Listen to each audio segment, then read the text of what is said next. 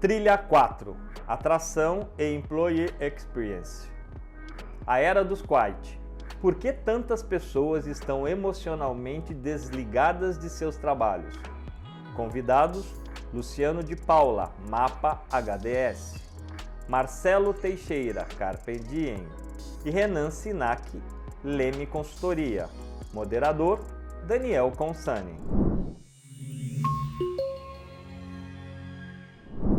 Olá, sejam bem-vindas e bem-vindos à roda de conversa número 1 da trilha 4, Atração e Employee Experience deste RH Top 5 2024.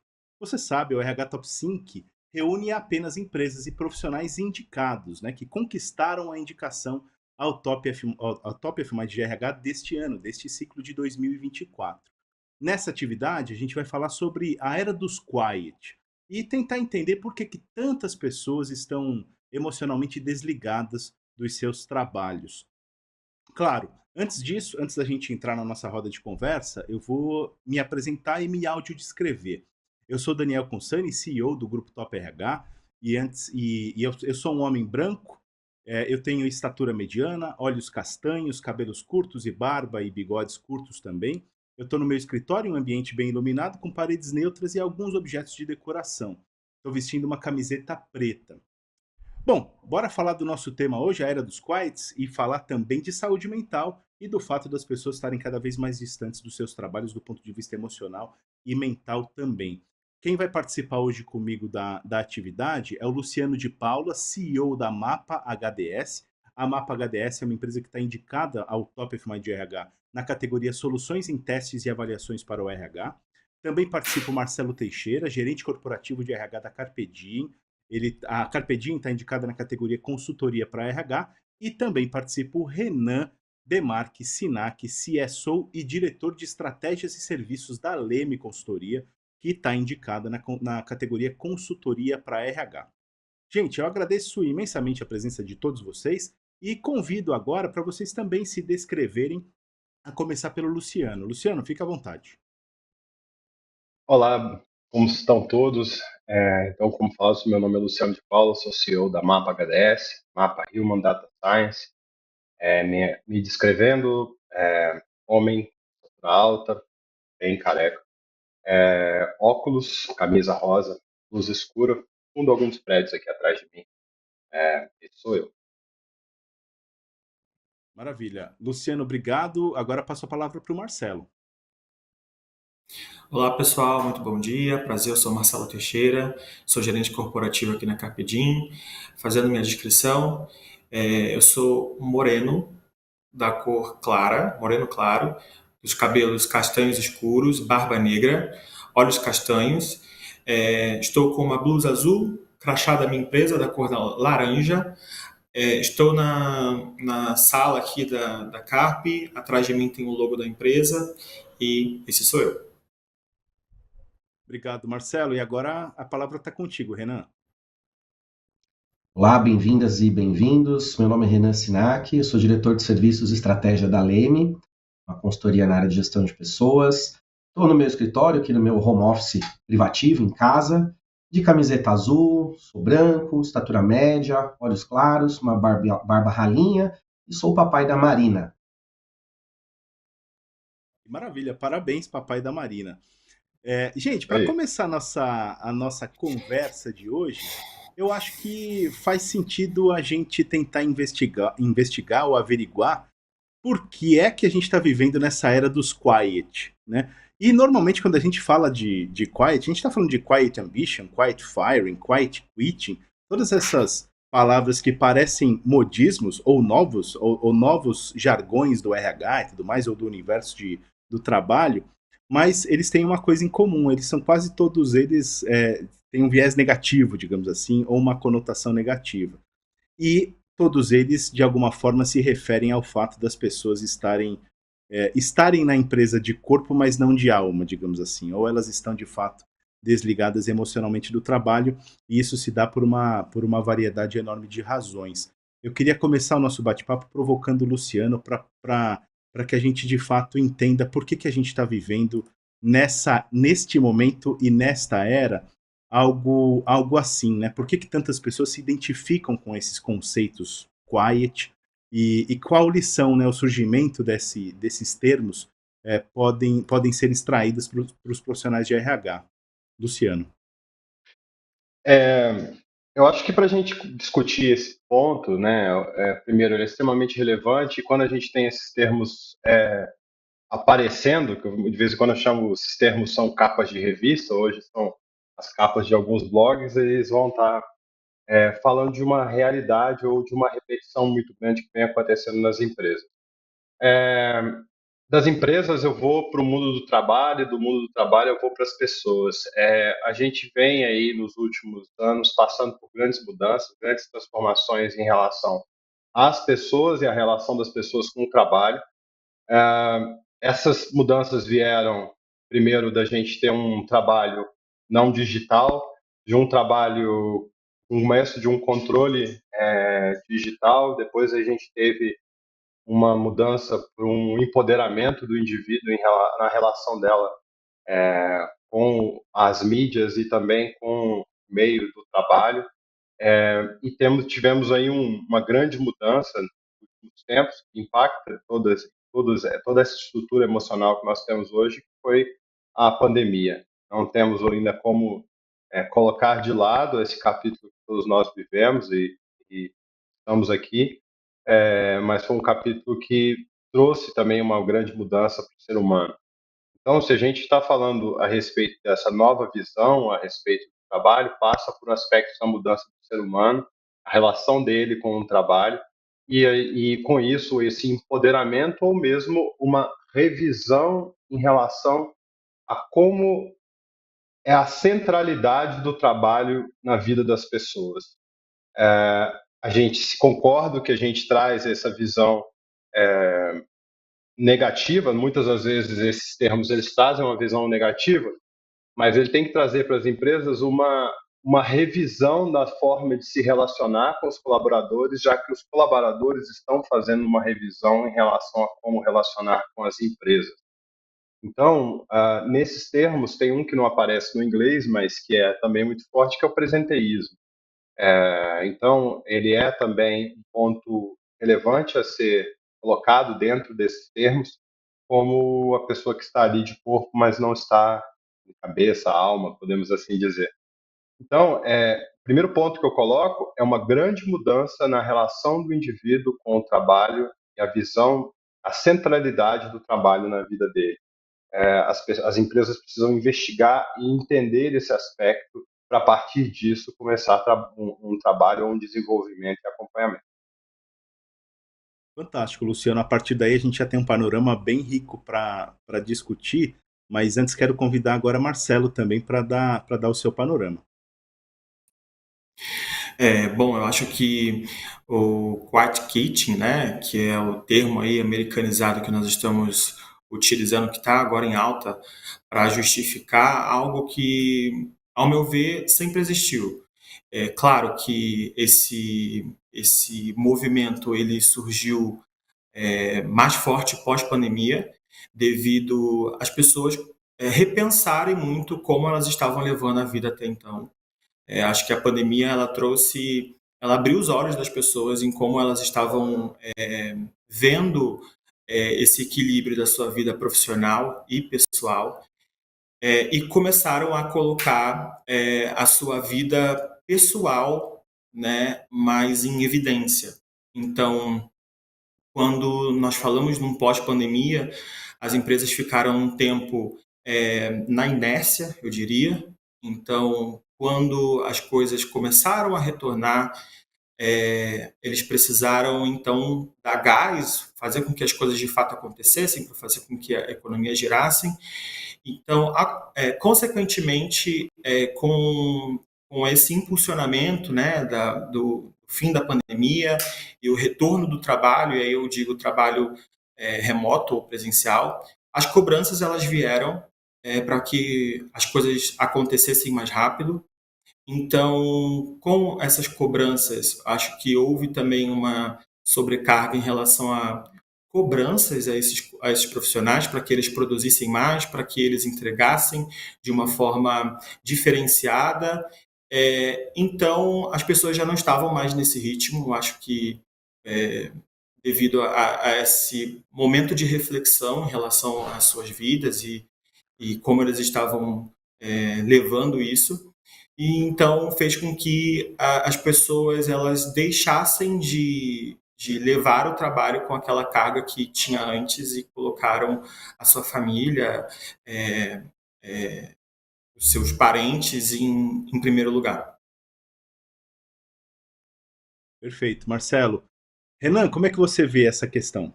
Ou os principais desafios que rondam esse assunto? Bom, em complemento aí aos comentários bem precisos, tanto do Luciano quanto do Marcelo, eu me lembro que na ocasião do mestrado, que eu concluí em 2020, a gente estudava um pouquinho dos ciclos econômicos, né? E um ciclo que marcou muito foi aquela crise da queda da Bolsa de 29, né? E o que a nossa sociedade global vivia antes? Uma abundância de recursos. Essa abundância de recursos, inclusive do recurso emprego, banalizou a relação emprego-empregado e a relação de contrapartida, né, entre o que eu faço, o tamanho do esforço que eu faço para receber o que eu recebo, e depois deflagrou-se uma das maiores crises da história da humanidade, né? Levou milhões à pobreza e, inclusive, ocasionou, foi estopim para eventos de guerra, né? Tivemos isso também nos anos 70, tivemos isso também nos anos 80, ainda no Brasil, num Brasil de economia de produção, e estamos passando de novo por esse ciclo, né? Então, concordo bastante com o que o Marcelo falou, isso sempre aconteceu na nossa sociedade, porque isso é fruto da abundância, de um período de abundância, e o mundo já vem aí de pelo menos há uns 10, 15 anos, depois da crise de 2008, numa fase em que tem um ambiente de certa estabilidade econômica e crescimento, né? Tivemos aqui no Brasil um solavanco ali em 2015, 2016, foi muito interno, portanto não é uma coisa global. Então é bastante típico que aconteça algumas patologias sociais quando algumas coisas estão acontecendo. Então nós temos um ambiente em que as pessoas podem escolher empregos, né? Em diversas profissões, em diversas áreas. Isso faz com que elas se sintam mais encorajadas a tanto manifestar insatisfações que já existiam, e quanto a, de fato, fazer a opção por sair de um emprego e ir para outro, ficar um tempo, tirar um ano sabático, né? Porque sabe que haverá depois ali uma condição de se recolocar no emprego. E hoje existem mais canais. Você tem a rede social, aquela conversa que era restrita ao ambiente familiar, ao ambiente do bar, do boteco com os amigos, você propaga e movimentos que seriam bolhas muito menores acabam ficando maiores, né? O que eu acho que isso se apresenta se historicamente aconteceram cenários de ruptura econômica depois disso, né? Será que nós estamos num movimento antecedente também, onde a gente está precisando de uma certa acomodação, né? E uma outra questão que se apresenta, nós precisamos ser felizes a todo momento, né? Será que quando você faz o que precisa fazer, você está sempre sendo feliz? Por exemplo, você é feliz ao fazer um exame de sangue? Você é feliz ao fazer o ultrassom? Ou a gente também tem que fazer algumas coisas na vida, porque nós somos adultos e sabemos que precisamos cumprir certos atos, né? Fica essa sementinha aí.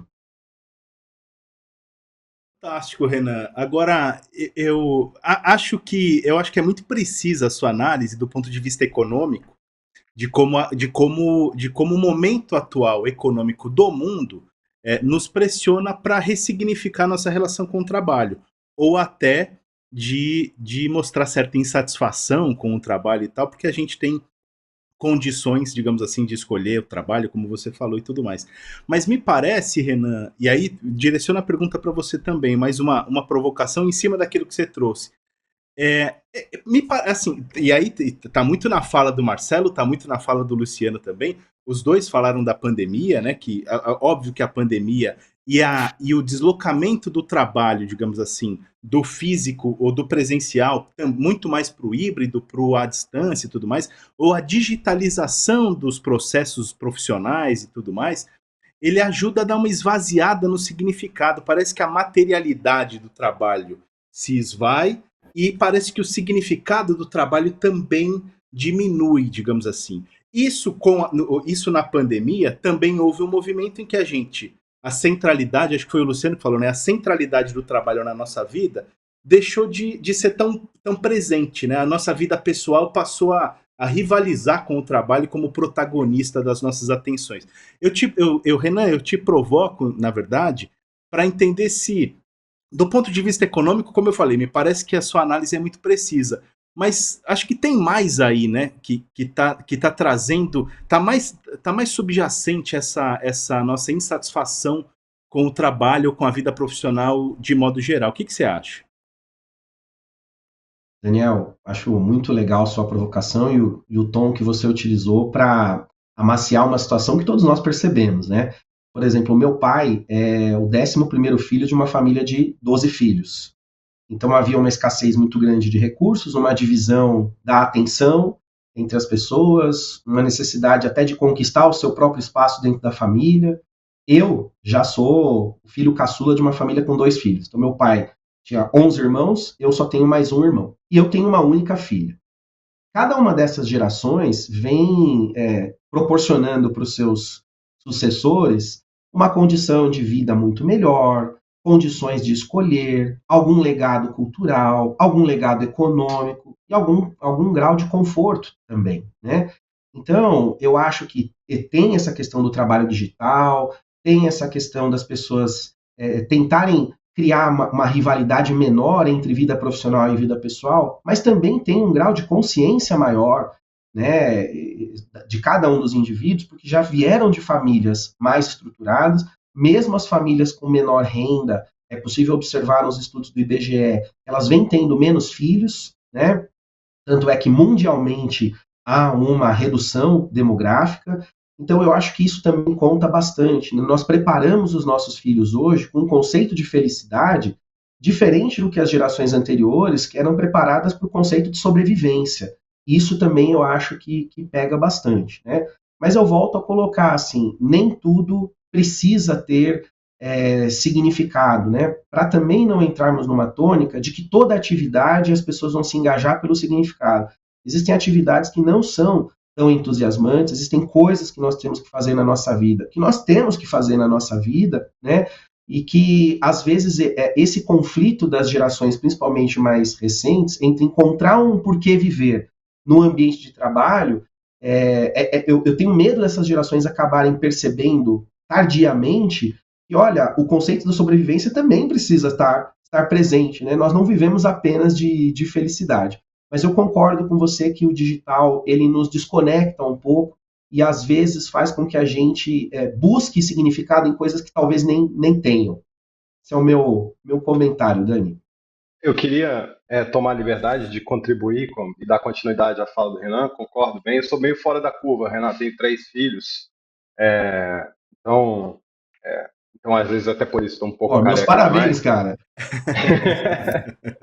Mas o que é interessante, você comentou dos pais, e a gente vive uma quebra muito grande em relação a pessoas que nasceram ali em 40, 50, das pessoas que estão no mundo do trabalho hoje. Então, por exemplo, outro dia eu estava discutindo com meu pai e ele falou, não, mas a gente tem que deixar alguma coisa para vocês, nossos filhos. Eu falei, não, quero que vocês curtam a vida, eu quero que vocês gastem o dinheiro que vocês têm. E eles não entendem isso, que eles vêm de uma outra geração com outros valores. Então, tem uma mudança de valor muito grande na sociedade do que se ter, do que se conquistar, de como vivenciar as coisas. O que a gente falou, como o capítulo pandemia, ele deu a oportunidade e deu a chance para as pessoas vivenciarem outras coisas, primeiro um momento de fechamento, mas depois de falar. Porque, por exemplo, aqui na Mapa, o que a gente viu muito, né, avaliando aspectos ligados à saúde emocional, um adoecimento muito grande e uma visão de mudança do que era realmente valor dentro do negócio trabalho. E dentro da complexidade que a gente vive no contexto Brasil, que é um contexto próximo que vem acontecendo no mundo inteiro, mas a gente tem aqui as nossas particularidades, de um grupo muito grande da nossa sociedade trabalhando para a manutenção da vida.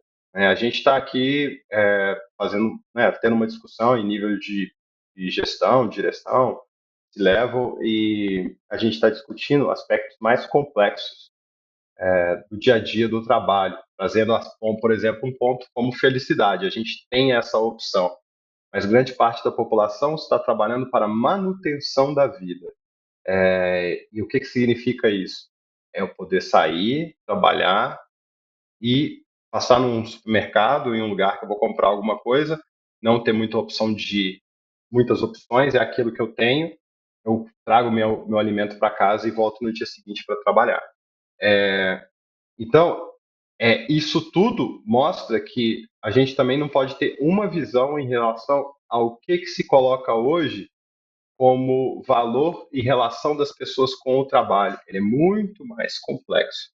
Então, a gente tem que desmembrar essas visões a respeito do trabalho e entender que o ser humano está buscando novas conquistas. E essas novas conquistas passam por mudanças da sociedade, das relações humanas, e a gente está mudando muito rapidamente. As mudanças e as transformações do ser humano, antes se falava, eu vou entender aqui uma pessoa que está passando por um processo de recrutamento e seleção e entrou para dentro da minha empresa. Só o fato dela entrar, ela já mudou.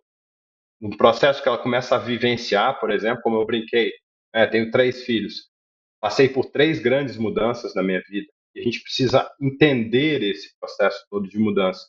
E um ponto que a gente vem discutindo aqui bastante ganha-se muito espaço nessa visão a respeito das pessoas, do presenteísmo, ou das pessoas que estão entrando num processo de adoecimento emocional, há uma necessidade de aproximar as áreas de saúde das organizações, trazendo alguns aspectos da saúde para o dia a dia dos recursos humanos. Eu acho que nós estamos vendo aqui na Mapa diversas empresas fazendo esse movimento de uma relação mais periódica com os colaboradores e um acompanhamento mais próximo, e a gente tem visto aqui trabalhos extremamente interessantes nisso, e é para a partir disso a gente realmente entender as pessoas, entender o momento e a gente não padronizar, colocar todo mundo na mesma caixinha, que como eu tentei trazer aqui no meio da minha fala, existem vários mundos, as pessoas que estão para um nível de sobrevivência, e isso a gente vive no Brasil, boa parte da sociedade está nesse ponto, e outras pessoas que estão buscando relações mais complexas ou relações mais próximas com o trabalho. Gostaria de aproveitar esse gancho do Luciano, também parafraseando um pouco do que o Renan trouxe. Eu acho que isso também, esse movimento ele está muito ligado à questão da globalização, o acesso à informação de uma forma mais rápida. Então, acho que o movimento das redes sociais ele contribui muito para esse comportamento. Então, as pessoas estão cada vez mais ligadas a influências na internet, e aí fica o questionamento de o que esses influencers estão de fato influenciando na mente dessas pessoas. Então, trazendo um olhar mais jovial para essa situação. Eu, por exemplo, eu já cresci com um computador e internet na minha casa. Então, consequentemente, a minha visão de mundo é diferente da visão de mundo dos meus pais. E isso traz um impacto gigantesco na minha relação de vida, eu como pessoa e a minha relação no trabalho. Então, hoje, eu acho que as pessoas, esses jovens, né, que estão mais ligados a esse termo, a essa insatisfação com o trabalho, eu diria, está muito no que ela espera dessa questão de imediatismo. Então, hoje as pessoas elas iniciam no trabalho. Então, vou trazer um exemplo de um estagiário, por exemplo. O estagiário ele inicia conosco na empresa, então rapidamente ele já quer ser um assistente, ele já quer virar um analista, mas eu sinto que falta corpo, falta estrada, falta maturidade para que ele entenda que as coisas não virão da forma que se espera. Então, essa era de influência, né, digital faz com que cada vez mais as pessoas se identifiquem com termos que será que de fato faz sentido com o que eu vivencio? Então, gostaria de trazer também, de provocar na nossa conversa esse assunto. Perfeito, Eu fiquei Marcelo. 2 anos. Desculpa, eu ia só Claro, complementar. fica à vontade, Luciano. Claro, claro. Eu fiquei 2 anos sem entrar no Instagram, entrei ontem. Assustador. Assustador. Exatamente. Todo mundo com Muito. cara de influencer, ou todo mundo com a cara boa, todo mundo. E as pessoas não.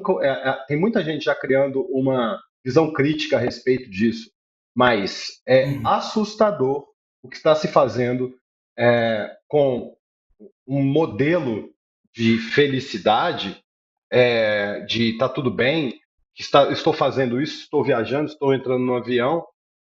Isso a gente vai lá na essência do ser humano, tá? Isso o ser humano está só sendo ser humano. Mas essa questão das redes sociais, se você não entrar, meu celular, eu estou colocando aquela função básica de você pode ficar no máximo 1 hora fazendo isso para me regrar. Já te saí do Instagram há muitos anos. Para dedicar a coisas, né? As coisas um pouco mais tradicionais. E aí vamos dizer que aí uma frase que, né, que a gente vem discutindo aqui, que o futuro do ser humano é ser humano, sabe? Eu acho que esse é um ponto de se pensar. E ser humano é ter a sua estrutura familiar, ter o seu trabalho, entender a centralidade do trabalho. Eu concordo plenamente com o Renan colocou que a gente também tem que criar uma visão simples do trabalho. Eu dou conforto a mim e a minha família e me desenvolvo, cresço e começo a girar uma roda um foco no trabalho. Se a gente ficar buscando felicidade em tudo, tudo, pode se criar o Instagram. Exatamente.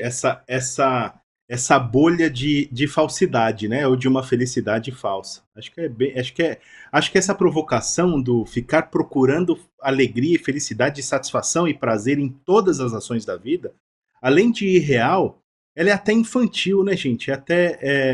E aí acho que volta um pouquinho na questão das novas gerações. Foi o Marcelo que tocou nisso também. As novas gerações ansiosas e etc e tal.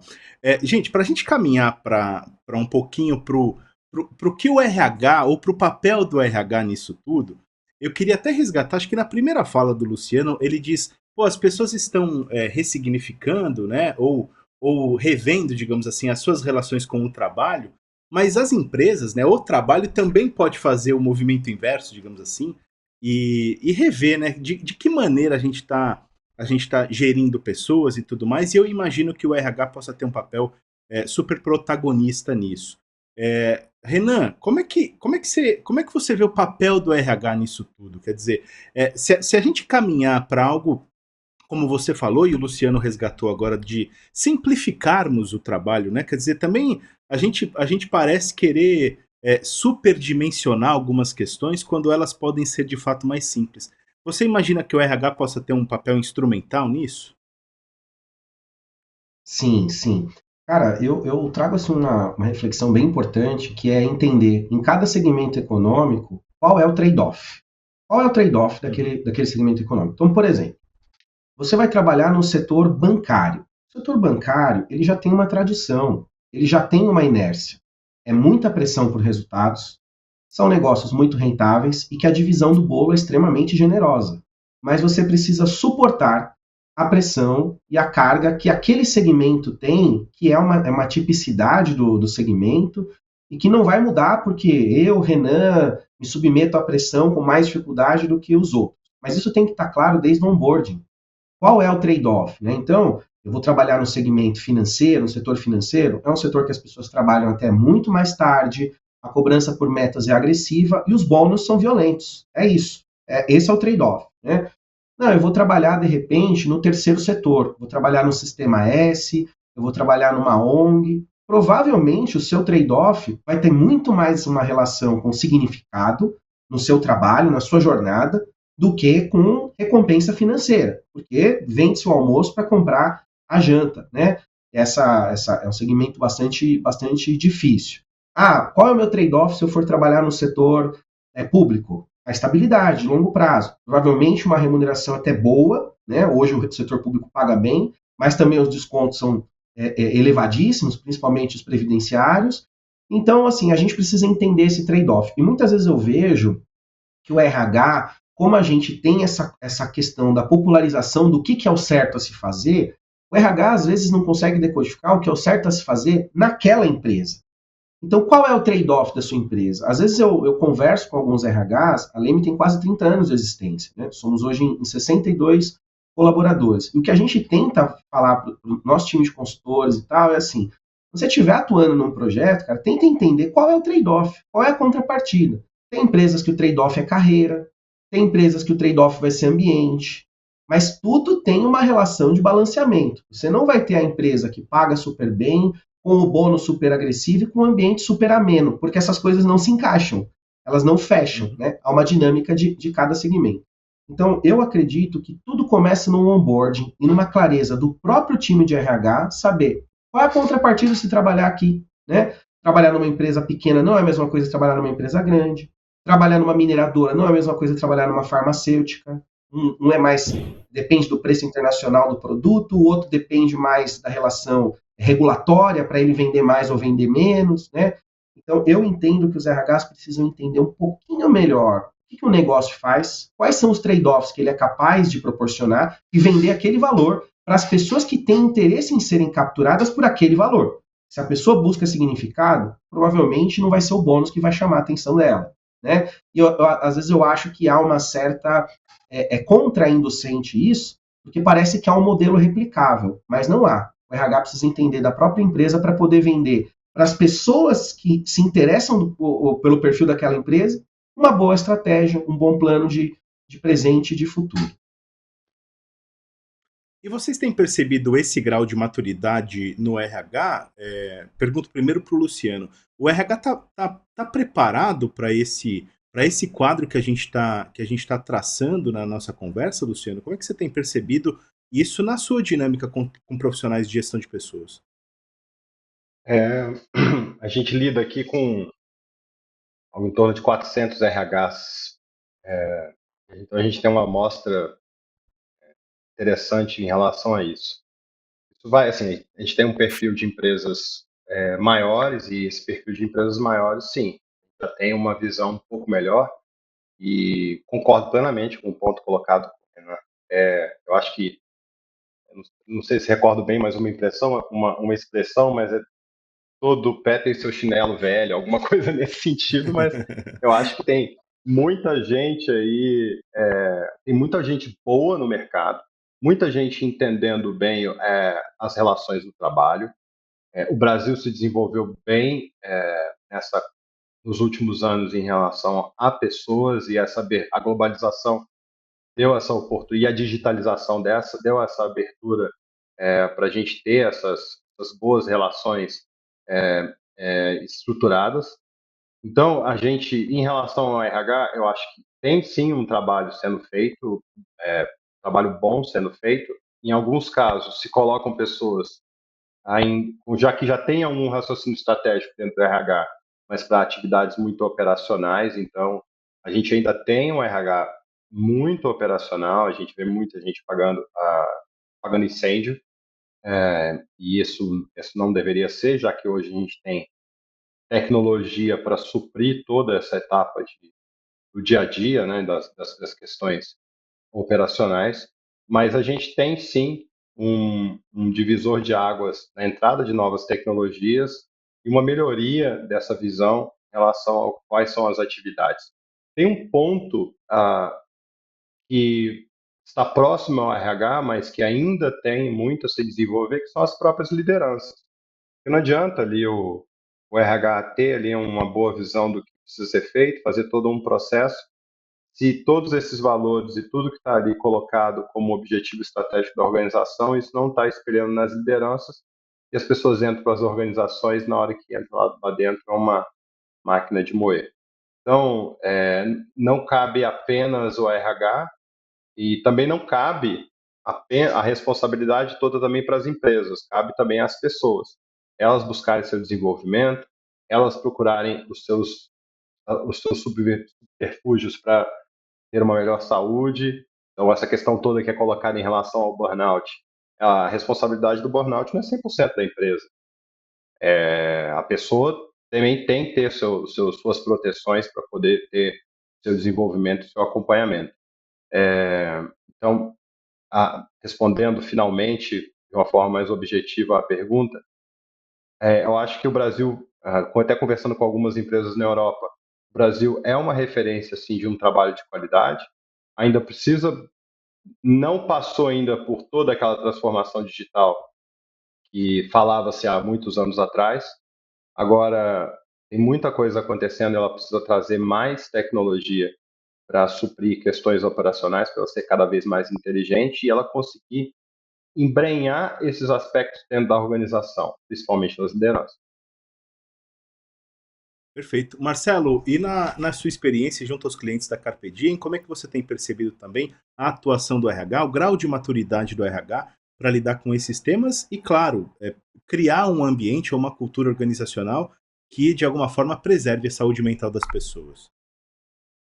Sim, claro. Bom, aqui na Carpedinha a gente fala muito sobre a questão da valorização humana, né? Então, o Renan mencionou sobre a questão do handoff, então eu acho que cada vez mais nós precisamos sim olhar para o segmento da empresa em que a gente busca fazer parte, porém, eu penso que, apesar disso, as empresas elas precisam começar a fomentar o protagonismo nas pessoas. Pegando o exemplo que ele deu, por exemplo, de um segmento bancário. Sabemos que no segmento bancário existe muita pressão, metas agressivas, quase inalcançáveis. Então, qual é o histórico que nós temos? De pessoas que saem de lá extremamente cansadas, exaustas, com burnout. Então, eu acho que o RH tem um papel de olhar para essas pessoas com compaixão, eu diria, de entender que a nossa era é uma era doente, eu diria. A sociedade ela está doente, principalmente nessa pós-pandemia. Então, o papel do RH seria o que eu posso fazer para colocar essas pessoas e desenvolver esse senso de pertencimento, de fazer com que elas entendam que é legal fazer parte do time, que elas podem de fato prosperar ali e fazer com que elas se sintam pertencidas, fomenta uma cultura em que eles se sentem valorizados, que eles podem contribuir com ideias, que eles não são números, que eles não correspondem apenas naquele sistema de eu te pago para você fazer esse trabalho. Não, ele está ali para contribuir, para trazer ideias, para somar com o time. E pegando essa fala que o Luciano trouxe dos líderes, eu acho que o RH ele também tem esse papel de preparar esses líderes para lidar com essas demissões silenciosas. Porque isso vai muito no sentido de eu estou aqui, mas eu não faço além do que me é proposto, eu faço só o meu escopo de atividades, eu não vou ficar depois do horário se me solicitarem, eu não vou fazer além. Então, eu acho que o RH, tendo essa consciência de que os líderes não estão preparados para lidar com esse tipo de situação, é muito evidente que se nós não tenhamos líderes capazes de identificar isso no time, de como lidar com essas emoções, porque nós estamos falando de times diversos, né? Então, cada pessoa é de um jeito, nós estamos lidando com diversas personalidades diferentes dentro de uma empresa e o papel do RH, de fato, é identificar, tratar isso, solucionar esse problema para que não vire uma cadeia, para que não desmotive, para que esse cenário não caia sobre todo o time. E, claro, se esse problema ele é levado para todo o time, aí nós temos um problema bem maior, porque isso vai influenciar em produtividade, isso vai influir em faturamento. Então, eu acho que o RH hoje ele precisa estar bem atento a essas tendências, principalmente antenado a esses assuntos que surgem, porque isso isso é ligado diretamente a como a gestão de pessoas nas empresas acontecem e devem ocorrer a partir de agora. Então, eu acho que o RH precisa se atualizar constantemente. Ao mesmo Precisa tempo, estar. né, pode falar. Não, essa questão de acompanhar, eu acho que há muitos, sempre se falou o papel da liderança.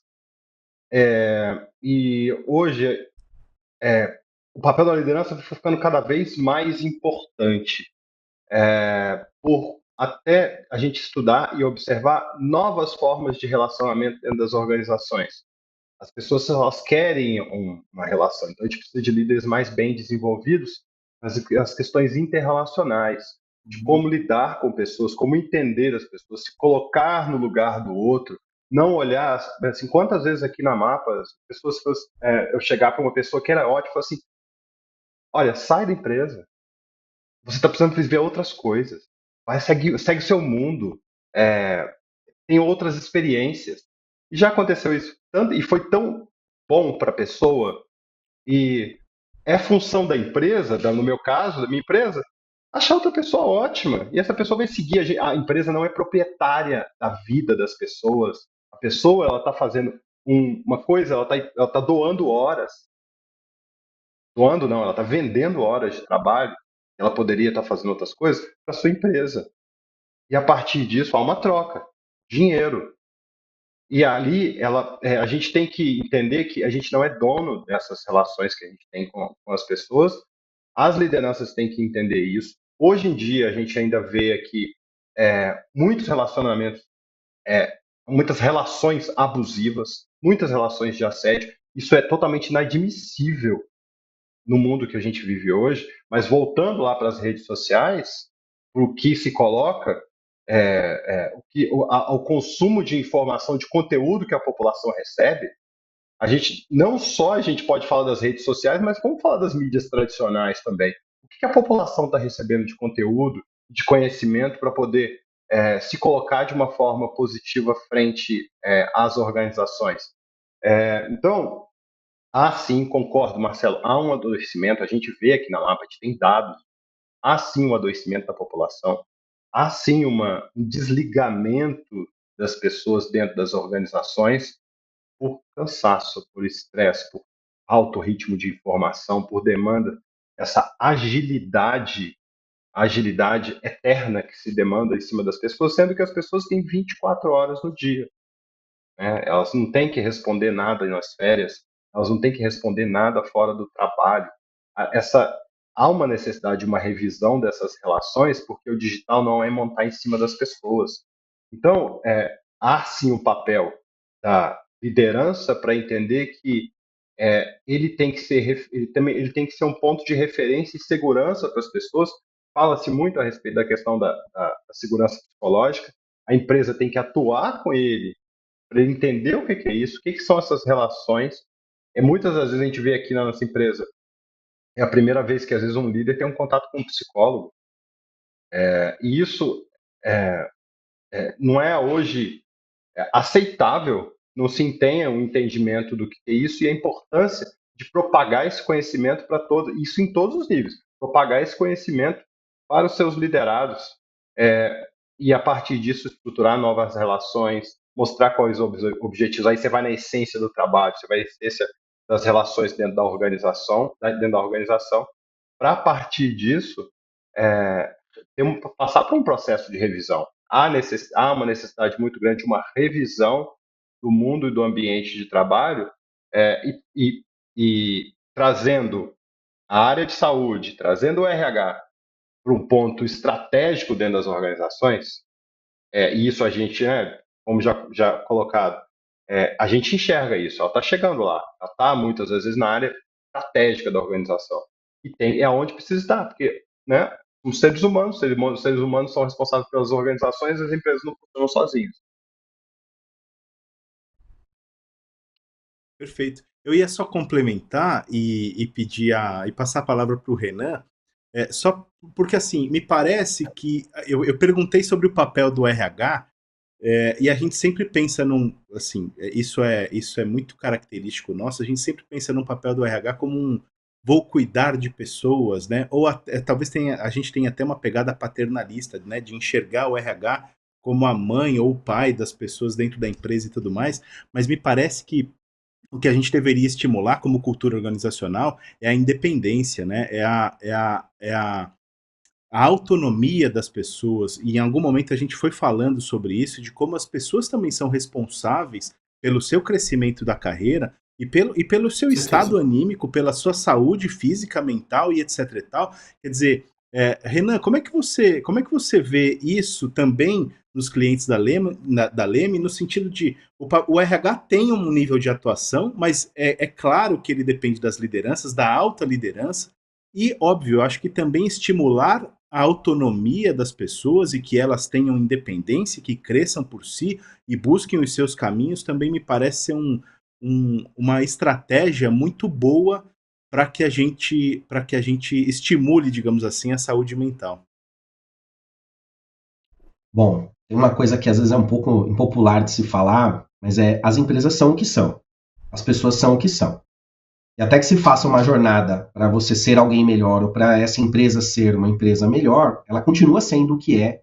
Cada dia, 0,00 nada por cento melhor, até que no final do ano ela melhorou 5%. Né? E, do ponto de vista de gestão de pessoas, eu entendo e fomento isso para os nossos clientes, que a primeira coisa é ser muito claro para o colaborador que está entrando e para todo colaborador quem é essa empresa, quais são os seus pontos fortes e quais são as suas fragilidades. Quem é essa empresa? Qual é o trade-off aqui, né? Começa desse ponto. Uma outra coisa que eu vejo é assim, tendo clareza de que somos o que somos, band-aid não cura ferimento. A cura do ferimento ela é interna, ela é um processo, né, de cicatrização interna. Então, é uma empresa extremamente agressiva, a diretoria fomenta um estilo de agressão, né? Não agressão entre pessoas, mas agressão em negócio. Aí você dá um benefício de bem-estar, porque aí no final do dia você faz um acalento. Cara, isso não resolve nada, entende? É só gastar o dinheiro com benefício. As pessoas não são capturadas por essa retórica, porque não há uma convergência entre o que eu sinto que eu vivo aqui das 8 às 18, 19, 20, e com o benefício que você me dá para ir ao psicólogo pagando um valor menor, né?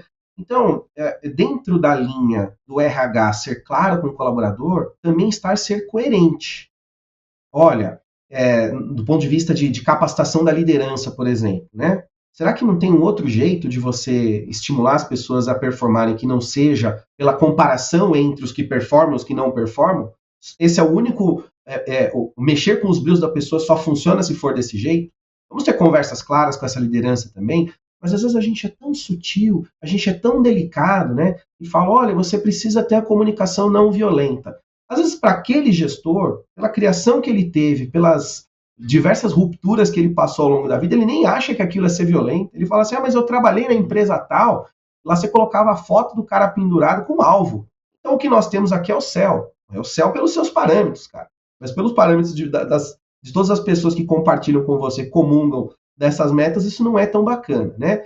Mas, novamente, às vezes, a gente já está na inércia do ambiente e não percebe essas coisas. Temos um problema de ambiente. Nossa, precisamos de um benefício de saúde mental. Dá lá para o cara o benefício, coloca o band-aid, parece funcionar durante algum tempo, depois começa a não funcionar também, porque a pressão do que você vive cotidianamente é muito maior do que aquela terapia de 1 hora por semana que você faz, né? Mas você vende ao mercado uma ideia de que às vezes a empresa é excelente para se trabalhar, né?